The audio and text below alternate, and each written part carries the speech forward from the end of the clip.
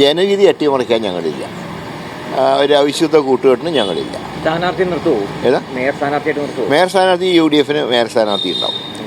Mayor സ്ഥാനത്തേക്കും ഉണ്ടാവും, deputy mayor സ്ഥാനത്തേക്കും ഉണ്ടാവും. ഇല്ല, നമ്മൾ പ്രതീക്ഷ 2 സീറ്റുകൾ നഷ്ടപ്പെട്ടു. വെള്ളറടയും മലയങ്കീഴും, അത് 2 സീറ്റിൻ്റെ അതുകൊണ്ടാണ് ഭൂരിപക്ഷം നഷ്ടപ്പെട്ടത്.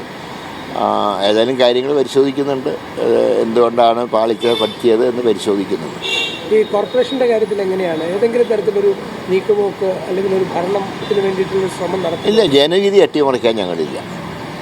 ഒരു അവിശുദ്ധ കൂട്ടുകെട്ടിന് ഞങ്ങളില്ല. സ്ഥാനാർത്ഥി നിർത്തുമോ? ഏതാ മേയർ സ്ഥാനാർത്ഥിയായിട്ട് നിർത്തുമോ? മേയർ സ്ഥാനാർത്ഥി UDF മേയർ സ്ഥാനാർത്ഥി ഉണ്ടാവും. മേയർ സ്ഥാനത്തേക്കും ഉണ്ടാവും, ഡെപ്യൂട്ടി മേയർ സ്ഥാനത്തേക്കും ഉണ്ടാവും. ഈ LDF യോഗം ഇന്ന് ചേരുകയാണ്. അപ്പോൾ ഇന്നലെയും CPM CPI ഒക്കെ പറയുന്നത്, CPI പറയുന്നത് ശബരിമല സ്വർണ്ണക്കുള തിരിച്ചടിച്ചു എന്നാണ്. പക്ഷേ CPM ഇപ്പോഴും അംഗീകരിക്കുന്നില്ല. CPM ഇപ്പോഴും പരാജയം അംഗീകരിക്കുന്നില്ല. കൂടുതൽ തെറ്റിലേക്ക് ആ പാർട്ടി നീങ്ങുക.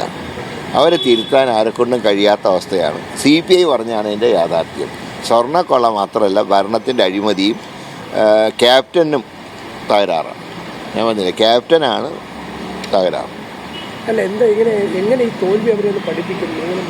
അല്ല, അത് ഞങ്ങൾക്ക് സുഖമാണില്ല. അതുകൊണ്ട് അസംബ്ലിയിൽ അത്രയും പണി കുറച്ചെടുത്താൽ മതി. ഒരു കാര്യമുള്ളത്, ഈ UDFന്റെ വിപുലീകരണം പറഞ്ഞുകൊണ്ടിരിക്കുന്നതാണ്. കേരള കോൺഗ്രസിന്റെ കാര്യത്തിൽ അങ്ങനെ പ്രത്യേകിച്ച് ഏതെങ്കിലും പാർട്ടിയെ ഉന്നം കിട്ടണമെന്നൊന്നല്ല. മുന്നണിയുടെ അടിത്തറ വിപുലീകരിക്കണം എന്നൊരു ആശയമുണ്ട്. അത് മുന്നണിക്കകത്ത് ചർച്ച ചെയ്ത് തീരുമാനമെടുക്കും. കേരള കോൺഗ്രസ് എമ്മിനെ കൊണ്ടുവരേണ്ട കാര്യമൊന്നുമില്ല എന്നാണ് ജോസഫ്. അല്ല, നിലവിലുള്ള സഖ്യം തന്നെ പര്യാപ്തമാണെങ്കിലും ഒന്നും കൂടെ വിപുലീകരിക്കുന്ന നല്ലതാണെന്നുള്ള അഭിപ്രായം പൊതുവായിട്ടുണ്ട്. അപ്പോൾ അതെങ്ങനെ വേണമെന്നുള്ള കാര്യങ്ങളൊക്കെ മുന്നണിക്കകത്ത് ചർച്ച ചെയ്ത് തീരുമാനിക്കും.